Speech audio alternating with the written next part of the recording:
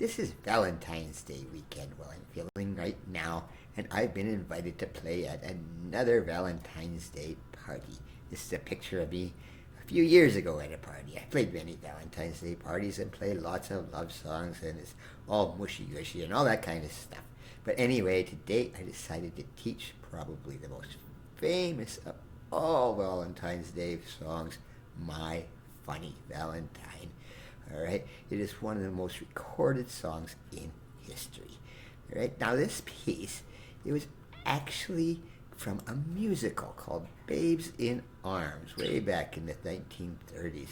Now, not too many people have actually heard of this musical. It wasn't all that popular, but it was by some very popular composers. It was by our good friends Richard Rogers, who's at the piano there, and his lyricist Lorenz Hart. And I've taught many pieces by these guys.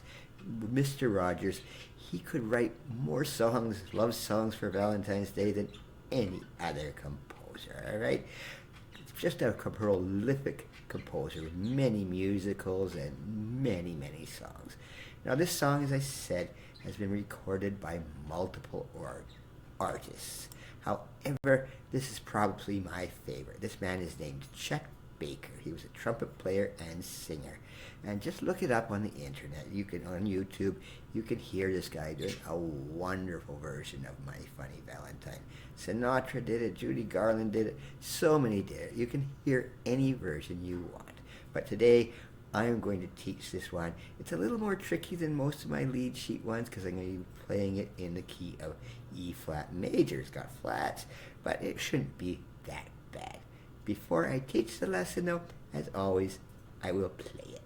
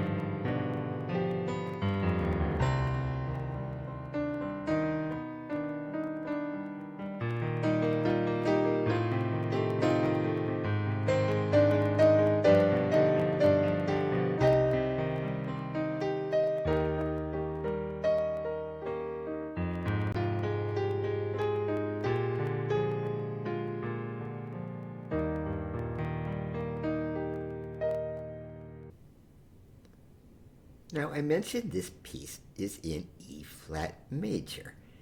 And it sort of is, but it doesn't start that way. It starts in C minor. But C minor is just the relative minor of the key of E flat major. They both have the same three flats, B flat, E flat, and A flat. All right? And I'm going to do this lesson a little differently. I usually just don't even explain the chords, because these chords might be a little new to you. I'm just going to explain the chords before I actually explain the piece, so I don't have to go back and forth explaining the chords. Okay? So it actually starts in C minor, all right? And you might just want to, for review, play the keys, the scale of E flat major and the scale of C minor. Just to get comfortable with the fact that you got three flats in there. It's not really that bad. In fact, this is one of the more common keys to play in. All right, E flat. Piano players like playing in E flat for some crazy reason. I guess it fits their hands fairly well sometimes. But anyway, I'm just going to go through the chords though. But this actually starts, as I said, in C minor. So let's go briefly through these chords. The C minor chord is just C, E flat, and G. All right? Okay? Nothing too complicated. It's like C major, except it's just got an E flat. All right? So this piece actually just starts in a C minor. okay? Very simple, all right? But I've written these all in the treble clef, and you can change it for your left hand. Just transpose it down, all right? Now, the next chord, though, is a little crazier. C minor with a major seventh. Now, this sounds absolutely horrible by itself, but it won't sound horrible once you get it into context in the piece, all right? So it's just a C minor, but you got this major seventh on the top there, right? And then the next one's not too bad. All right, that's just the C minor seventh. All right, this sounds a lot nicer. All right, and then the next chord is just F minor. Okay, F minor is just F major, but you lower the middle note to become F minor. Not too bad. Now this one you should be right familiar with. G major seventh, all right? It comes in the key of C major all the time. It's also in the key of C minor, all right? Goes directly into C minor very nicely. And then the next one is a bit of a weird chord. A flat major. Okay, it's got two flat notes in it, two flats, A flat, C, E flat, all right? So it's a little bit awkward to play that one, but it's not too hard, all right? And there's actually a place in this piece, which I didn't write down the chords, where you actually go to A flat minor. So it's the same thing as A major, A flat major, but the middle note goes down, all right? Then quickly, guess what? This piece does end up in E flat major, all right? So this is the main key of the piece, E flat, G, and B flat, all right? And it'll be in there for about half the piece. It'll be in E flat major. And what does E flat major have as its dominant? Well, guess what? B flat major, B flat seventh, all right? So it's B flat, D, F, and A flat. It's the B flat chord, B flat, D, F, and then you go to the A flat. All right, and then just a couple more chords here. Oh, we already did the A flat. All right, I did write down A flat minor, so flat major, and then the F major seventh. That's F major. All right, and then it just adds a seventh. Again, that sounds horrible, but it won't when we play it. All right, all of these chords, I've given you the sheet music for this lead sheet. It's at the bottom there in the comments section. You're free to print it out. So all of these chords are at the very bottom. Just practice the chords by themselves if you want, if you're not familiar with these chords. Now, as I said, here we are, starting in C minor. Now, always learn the melody first. You don't have to add the chords yet, all right? But it's a very simple melody.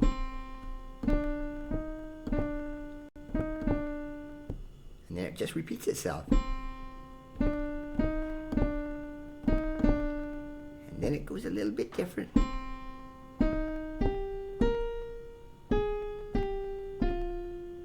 Okay, quite simple. And then here, it almost does the same thing, but it's up a minor third.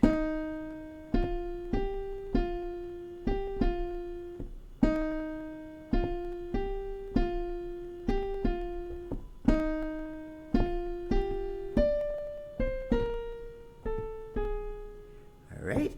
And it just ends in a really strange, mysterious mode there, because we're going to go into E flat, the main keys, very soon. But first of all, we got to add these chords to it. All right, so as I said, right there, C minor. And that major seventh. And then just going down.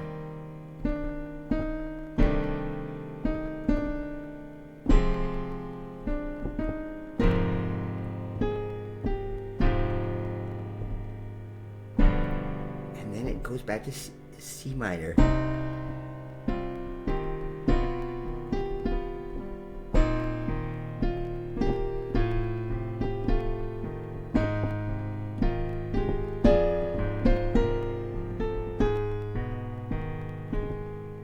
All right, you'll notice the second time I played it, I was putting that seventh instead of here. I was just descending the bass. It sounds so nice that way. And it makes sense that way. So try to make those descending chords sound like this. It sounds so nice when you descend them. Of course, you're completely welcome to play it solidly like this.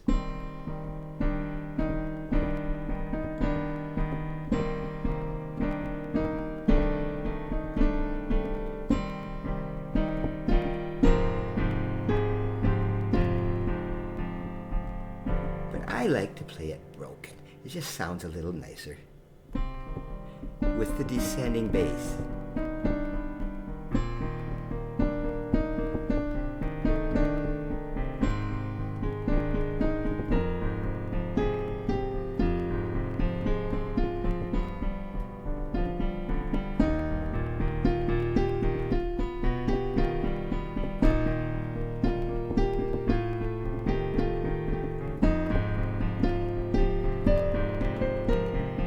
This is where that weird A minor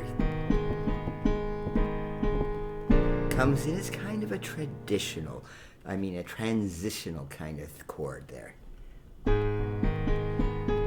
Leading to the B flat major, which of course leads into our main key, E flat. Now the middle section, starting right here and just going to here, there's only a few bars, just this little line. All right, learn the melody first. We're in E flat.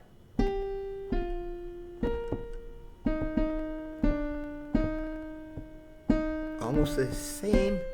And then again.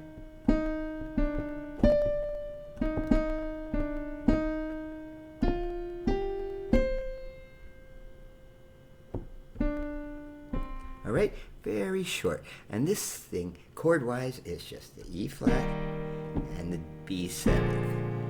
All right, so all you got here.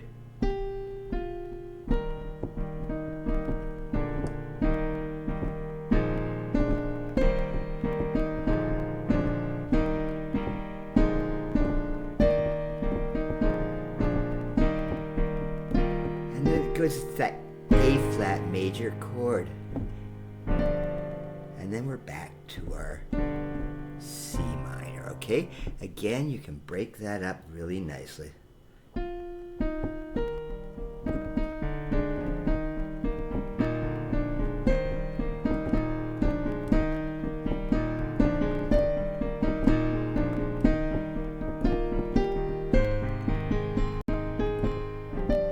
right, that is the whole middle section of the piece, very short. Now to finish it off, just learn the melody first again. Sort of like the start. Then it goes a little different.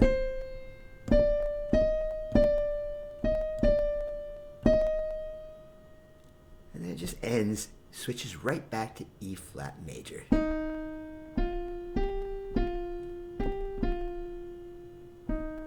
Right? So in a way, you know, it's a C major, C minor and E flat major.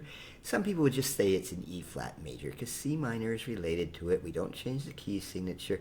C minor is a chord in the key of E flat major, but I like to think of it as being in C minor and then ending in E flat major because it sounds that way to my ears. So at the end here, same chords as the start. Then we have an F major 7th, and then an F, and then a C minor. And what happens here? A really weird chord, okay? Richard Rodgers is a brilliant composer with chords. He goes from C minor to E flat 7th. Now why is he doing that? I don't know. It just sounds so nice, but it just ends right into normal E flat, all right? So again, just play it any way you prefer, all right? And one good thing, you know, you could do, right? Here, listen to a couple versions because the lyrics to this are beautiful, all right? I can't sing, so I never do teach singing. I can't sing at all. But if you do sing, well, come learn the lyrics too. Sing along with it. It's a beautiful piece. But just to end it off, it's just so romantic.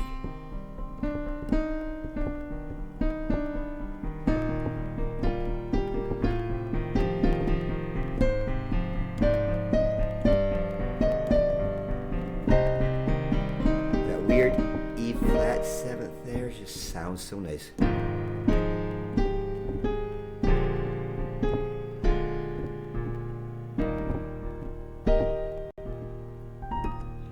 All all right? And the more you get used to playing in this key, the easier it'll become. Same as any key, all right? So I'll probably do another couple pieces down the line in E-flat major just for more practice. This one's a bit of a tricky one, but it was a perfect one to do for Valentine's Day. So happy Valentine's Day, everyone, and thank you.